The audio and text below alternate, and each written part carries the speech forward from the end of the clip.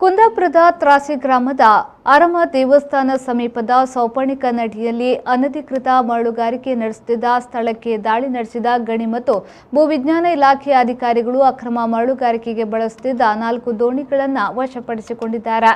ಮೋವಡಿ bridge ಸಮೀಪವೂ ಅನಧಿಕೃತ ಮರಳು ಗಣಿಗಾರಿಕೆಗೆ ಬಳಸುತ್ತಿದ್ದ 2 ದೋಣಿ ಸೇರಿದಂತೆ ಒಟ್ಟು 6 ದೋಣಿಗಳನ್ನು ವಶಕ್ಕೆ ಪಡೆದಿದ್ದಾರೆ.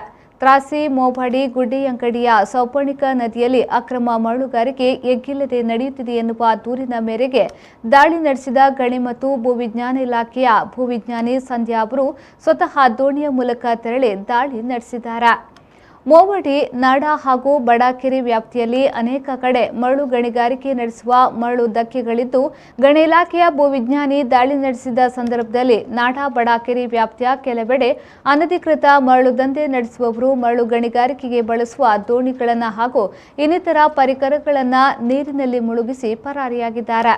ಅಕ್ರಮ ಮರಳು ದಂಧೆಕೋರರು ಸೋಮವಾರ ಮೋವಡಿ ಸಮೀಪದಲ್ಲಿ ಯಾಂತ್ರೀಕೃತ ಮರಳುಗಾರಿಕೆಯನ್ನು ವಿರೋಧಿಸಿ ಪ್ರತಿಭಟನೆ ನಡೆಸಿದ್ದಾರೆ ಎನ್ನಲಾಗಿದೆ.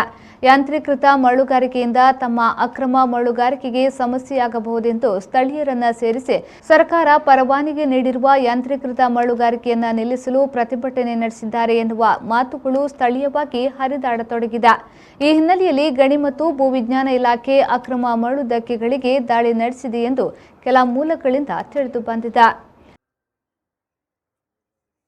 ಶ್ರೀಕಾಂತ್ ಹೆಮ್ಮಾಡಿ, ವಿ4 ನ್ಯೂಸ್, ಕುಂದಾಪುರ.